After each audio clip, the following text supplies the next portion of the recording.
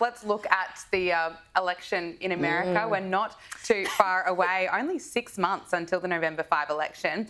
RFK Jr.'s campaign has confirmed that he will be featured on the California ballot. Now, this marks the fourth state where RFK is virtually guaranteed a spot on the ballot, positioning him to challenge Joe Biden and Donald Trump. Amanda, you've been following this closely. How do you assess RFK's campaign and where it's going? Well, it's getting juicy, I can say that. So now people are starting to kind of attack each other. And what's really interesting is now he's been labelled as the protest vote. So you're an independent, you're just going to ruin the election, essentially. It should be down to the two major parties. And it's interesting because it happens the same in Australia, where people demonise that third independent or someone that's not the two major parties. The reality is, if the two major parties listened to the people in the first place, there wouldn't be such support for an independent candidate. So how about they listen to what RFK is saying? Why do people want him? And then look at what you stand for and what policies do you need to change in order to get those people on side. Look, RFK has come out today saying that he would like the opportunity to debate Donald Trump and Joe Biden. Would you like to see that? Absolutely, I'd love to see that. I really would. A three-way debate. Yeah, I think you're not alone. That's funny, Joe Biden hasn't taken up the offer yet.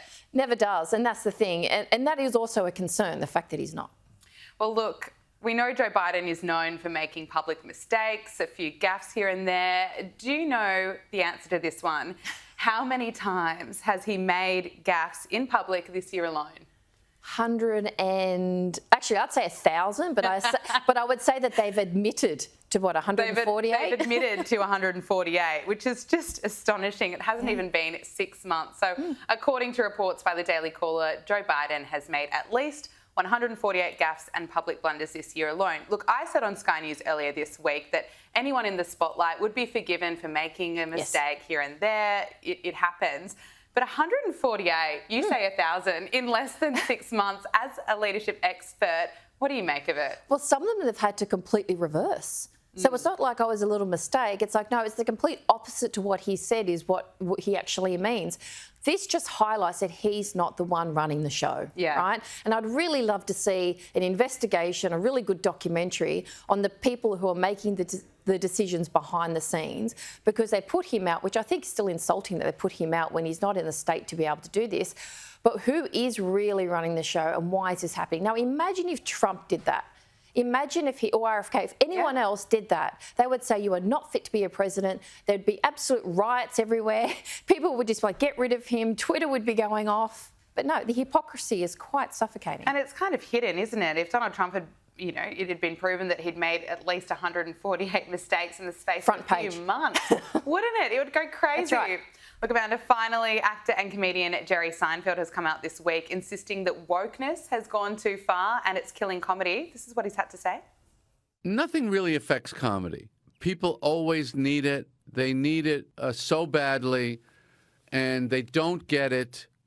It used to be you would go home at the end of the day, most people would go, oh, Cheers is on, oh, MASH is on, oh, Mary Tyler Moore is on, All in the Family's on.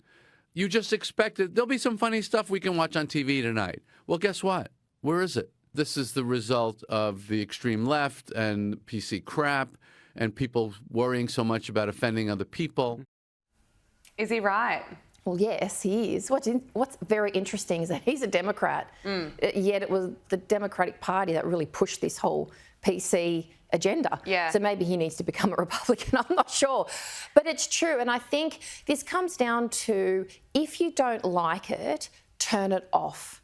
If you don't like a conversation in a group and you're offended, and some are genuinely offensive and some aren't, walk away. You have the choice to do that. But to demand other people think like you, believe like you, act like you, is really weird and quite unnatural. So if you don't like someone, go and find your people. Totally. I'll just switch it off. It's as simple as that. It is. And then maybe we'll have a bit more options when it comes to quality TV. We do need more options, and we need more clean humour. Yeah. Bring that back. Amanda Rose, so great to speak with you. Thanks so much for joining us.